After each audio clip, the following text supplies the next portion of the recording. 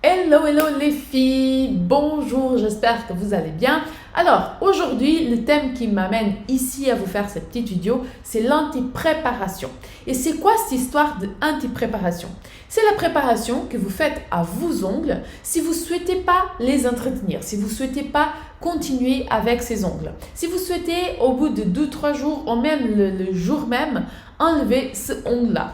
Et à quoi ça sert? Claudia, c'est quoi le but de faire les ongles et les enlever par la suite? C'est que des fois, des filles entre vous, vous testez des ongles sur vous-même, par exemple des formes extrêmes que vous avez envie d'essayer, mais que vous dites, ah, je vais pas faire toute ma main, ou après, j'arriverai pas à, je sais pas, à me chausser, à mettre mes collants, ou j'arriverai pas à, je sais pas, à changer la couche de mon bébé avec ces ongles comme ça. Donc, ça, l'anti-préparation, ça sert justement à que vous pouvez s'entraîner sur vous-même et puis que le jour même, vous pouvez enlever ce ongle sans abîmer votre ongle. Attention, ça c'est important, sans abîmer votre ongle. Votre ongle, il continue exactement comme il était avant et du coup, ça vous permet de s'entraîner, de bosser sur vous-même, d'enlever ce ongle, de le garder même parce que des fois, moi quand je fais des formes extrêmes, j'aime bien garder après mon ongle et le mettre dans un petit cadre, etc., etc.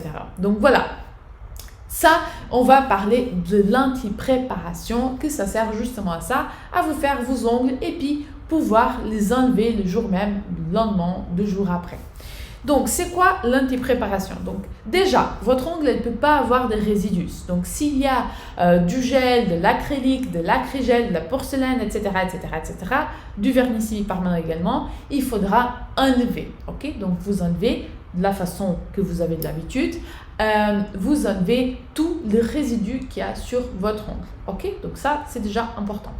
Après, une fois que ça c'est fait, donc l'idéal pour que cette anti-préparation soit vraiment au top, c'est de ne rien avoir sur votre ongle, que votre ongle soit vraiment naturel. Si ce n'est pas le cas, si vous avez quelque chose déjà sur votre ongle que vous devrez enlever, ça veut dire que vous êtes en train d'abîmer votre ongle, vous êtes en train de le laisser poreux. Si vous le laissez poreux, il faudra contrarier ça, parce que si vous laissez poreux, le gel ou l'acrygel, peu importe, le matériel va bien adhérer sur votre ongle. C'est pas ça qu'on veut. Donc, ce qu'on va faire maintenant, une fois enlevé le produit que vous avez dessus, donc soit le gel, soit l'acrylique, etc., c'est de le passer le buffer. Donc, on va bien passer le buffer jusqu'à qu'il soit nickel, jusqu'à que votre ongle soit brillante comme si de rien n'était. Une fois que votre ongle il est brillant, vous avez bien passé le buffer, on va passer le top coat brillant qui n'a pas de couche d'expression. C'est quoi la couche d'expression? C'est la petite gomme qui reste avec. Donc, si votre vernis semi-permanent laisse cette petite couche d'expression, donc ce petit truc gluant, il ne faudra pas utiliser ce type de top coat. Pourquoi? Parce que le top coat qui a une couche d'expression, c'est un top coat élastique. Okay? Un top coat qui n'a pas de couche d'expression, qui n'a pas cette gomme, c'est... pardon, je vais juste étendre mon téléphone. Voilà. Un top coat qui n'a pas... voilà, qui n'a pas cette couche d'expression, c'est statique. Donc, il n'est pas élastique. Et la différence entre eux, c'est que l'élastique, il est bien pour être malléable, donc c'est un top coat qui va peut-être durer à long terme quand vous tapez, etc. Il ne va pas se décoller de votre ongle parce qu'il va bien tenir, il est assez malléable. Et après, un top coat qui n'est pas élastique, donc qui n'a pas cette gomme, il est plus facile à casser. Okay? Par contre, moi j'adore utiliser sans gomme, déjà parce que c'est plus pratique, on n'a pas besoin de nettoyer toutes les ongles après. Et aussi pour faire la nail art. Donc, je préfère utiliser sans gomme pour faire nail art. Donc, utilisez un top coat qui n'a pas de couche d'expression. Et pourquoi c'est important ici d'utiliser un top coat qui n'a pas de couche d'expression? Parce qu'une fois qu'il n'est pas élastique, il va être dur et ça sera plus facile à enlever. Okay? Donc, c'est pour cette raison-là qu'on va utiliser un top coat brillant sans couche d'expression.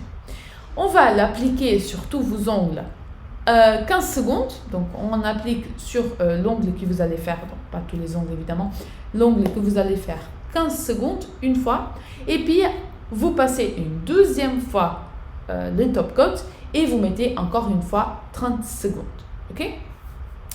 Après, une fois, deux fois la couche de top coat brillant passée, on va passer le top coat mat.